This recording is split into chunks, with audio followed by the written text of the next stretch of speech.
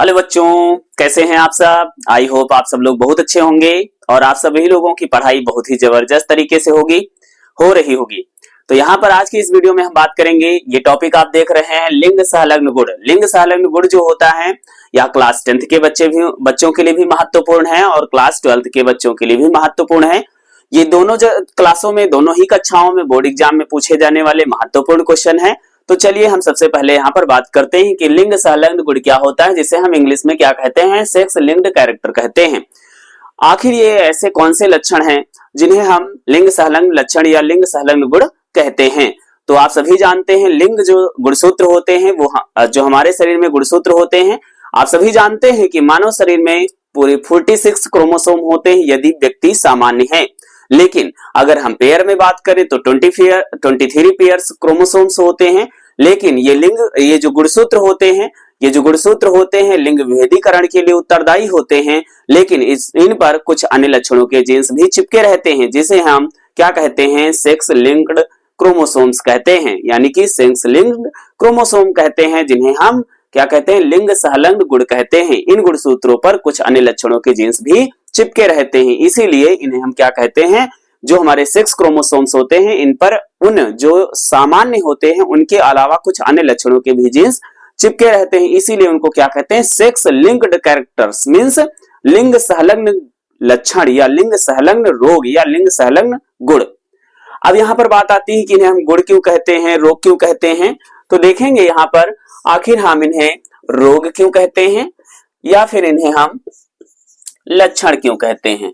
तो लिंग सहलग्न गुण जो होते हैं, जो हम लोगों के गुणसूत्र होते हैं, जो लिंग गुणसूत्र होते हैं, इन पर कुछ अन्य लक्षणों के जीन्स चिपके रहते हैं और उन्हीं हम लक्षणों को हम क्या कहते हैं, लिंग सहलग्न लक्षण कहते हैं, लिंग सहलग्न रोग कहते हैं, जो उस जीन्स की उपस्थिति के कारण उत्पन्न होता है। ठीक है, तो इस प्रकार से हम समझ सकते हैं। अब हम बात करेंगे लिंग सहलग्न जो गुण होते हैं, लक्षण होते हैं या रोग होते हैं, यह किन गुणसूत्रों पर चिपकते हैं, किन गुणसूत्रों पर चिपकते हैं। तो इसमें कुछ होते हैं जो एक्स के साथ चिपक जाते हैं, कुछ होते हैं वाई के साथ चिपक जाते हैं और कुछ जो होते हैं एक्स वाई दोनों के साथ चिपक जाते हैं। तो इन्हें हम एक्स वाई लिंक्ड कैरेक्टर या क्या कहते हैं, लिंक्ड क्रोमोसोम्स कहते हैं। ठीक है, अब यहां पर हम बात करेंगे जो एक्स लिंक्ड कैरेक्टर्स हैं, मींस एक्स सहलग्न जो लक्षण हैं। एक्स सहलग्न लक्षण जो हमारे होते हैं वो ऐसे लक्षण होते हैं, ऐसे गुण होते हैं, ऐसे रोग होते हैं जो एक्स क्रोमोसोम के साथ चिपकते हैं, जैसे कि हमारा हीमोफीलिया, वर्णांधता, रतौंधी। हीमोफीलिया हो गया, वर्णांधता हो गया, रतौंधी हो गया। अब देखेंगे सबसे पहले हम बारी बारी से बात करते हैं, हीमोफीलिया क्या होता है, वर्णांधता क्या होता है, रतौंधी क्या होता है, ब्रीफली इसके बारे में हम लोग समझते हैं। तो यहां पर देखेंगे हीमोफीलिया हमारा क्या होता है, हीमोफीलिया से ग्रसित व्यक्ति में क्या होता है, एक बार चोट लग जाने पर जब रुधिर बहना शुरू हो जाता है तो रुधिर बहना बंद नहीं होता जब तक वह चिकित्सक के पास नहीं जाता है। देखिए बहुत बड़ा नुकसान वाली चीज है कि अगर चोट लग जाए और आप डॉक्टर के पास ना पहुंच पाए तो आपका सारा का सारा ब्लड जो है आउट ऑफ बॉडी हो जाएगा और आपकी मृत्यु हो जाएगी। इसे जो है हम लोग क्या कहते हैं, हीमोफीलिया को जो है कई नामों से जाना जाता है। इसकी हिस्ट्री क्या है, हीमोफीलिया की सबसे पहले जो खोज हुई थी, हीमोफीलिया की सबसे पहले जो खोज हुई या सबसे पहले देखा जो गया वो महारानी विक्टोरिया के परिवार में देखा गया, महारानी विक्टोरिया के बच्चों में देखा गया।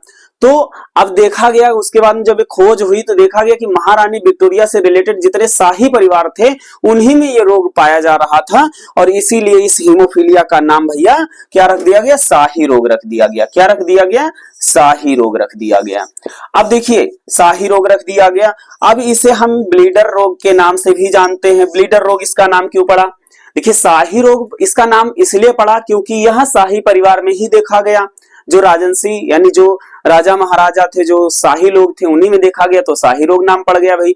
इसका नाम ब्लीडर रोग क्यों पड़ा, ब्लीडर रोग इसलिए पड़ा क्योंकि जब रुधिर चोट लग जाती थी, जब चोट लग जाती थी तो क्या होता था, जब चोट लगती तो रुधिर बहता जो है बहना बंद ना होता है ना, रुधिर बहना बंद ना होता, ब्लीडिंग होती रहती, इसलिए इसको ब्लीडर रोग भी कहा गया। अब हम बात करते हैं वर्णांधता के बारे में, बात करेंगे वर्णांधता क्या होता है।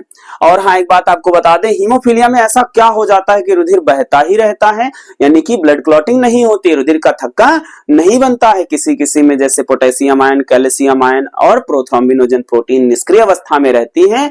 इसके कई अन्य कारण हो सकते हैं जिसके कारण जो है इसमें वो प्रोटीन नहीं बनती है और रुधिर बहता रहता है। इस दशा, इस रोग को हम हीमोफीलिया कहते हैं।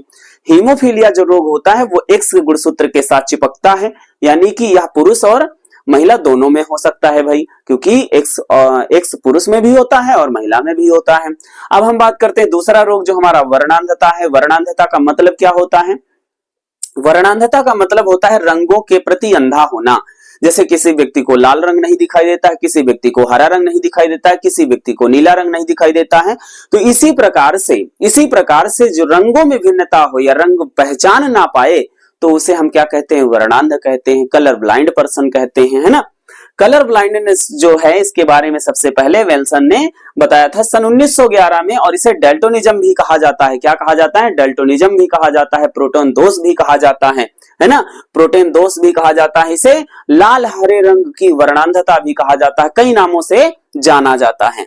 अब हम बात करेंगे वर्णांधता क्या कई प्रकार की होती है, वर्णांधता क्या है, वर्णांधता से क्या नुकसान है।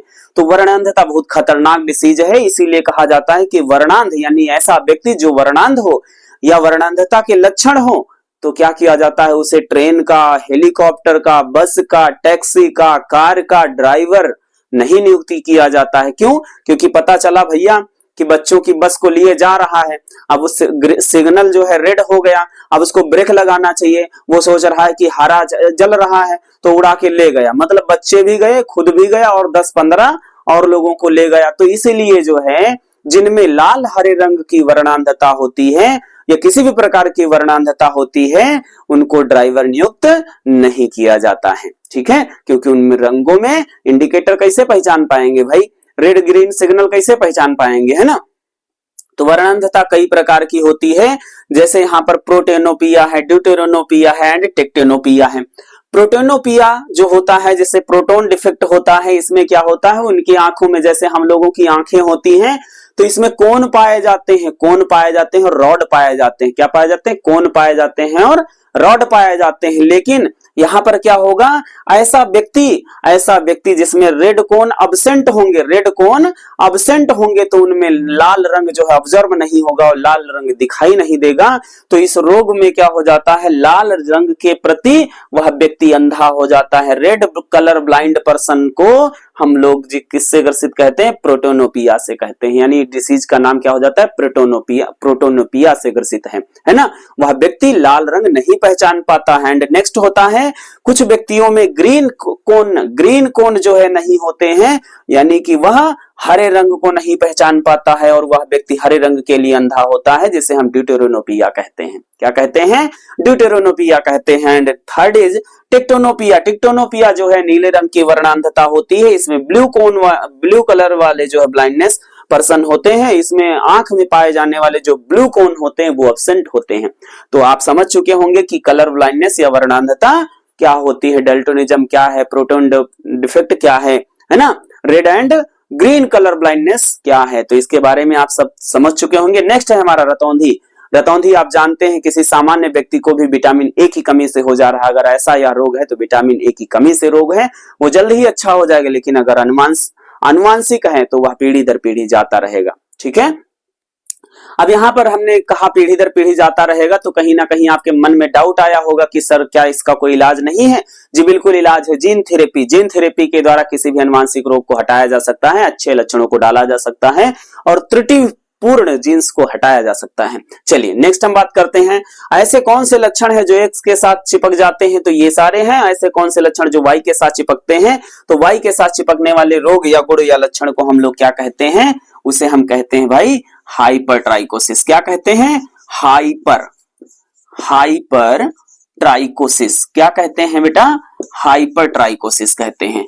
ये हाइपरट्राइकोसिस क्या होता है? हाइपरट्राइकोसिस को क्या हो जाता है, कान पर मोटे लंबे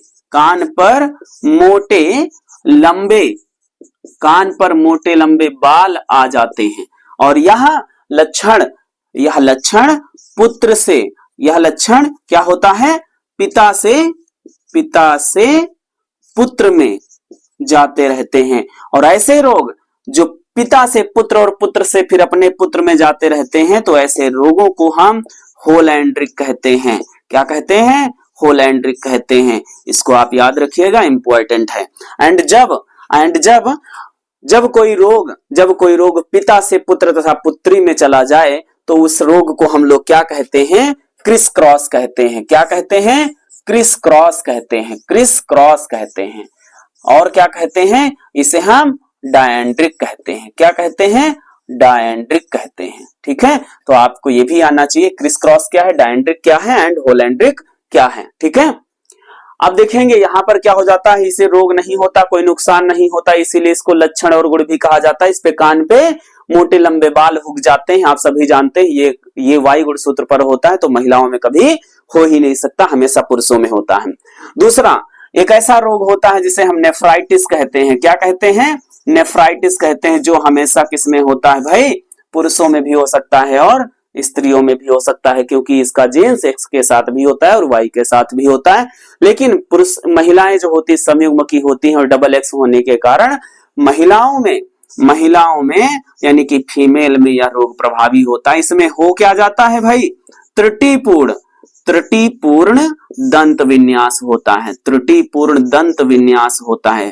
तो इस प्रकार से आप देख चुके होंगे कि हम लोग जो है सेक्स लिंक्ड कैरेक्टर जो है वो हम लोग पढ़ चुके हैं। तो आप लोगों को समझ में आया। यह वीडियो कैसी लगी, यदि आप लोगों को वीडियो इंफॉर्मेटिव लगी, जानकारी वाली लगी, अच्छी लगी, तो आप अपनी कमेंट में जो है अपनी राय जरूर लिखें। और इसी तरह की वीडियो देखने के लिए आप हमारे चैनल को सब्सक्राइब कर सकते हैं, और किसी भी प्रकार का टॉपिक पाने के लिए आप कमेंट में लिख सकते हैं। तो आप लोगों को यह वीडियो कैसी लगी, आप अपनी राय जरूर दें। तो फिर मिलते हैं एक नई जानकारी के साथ, नए टॉपिक के साथ। तब तक के लिए bye bye and take care.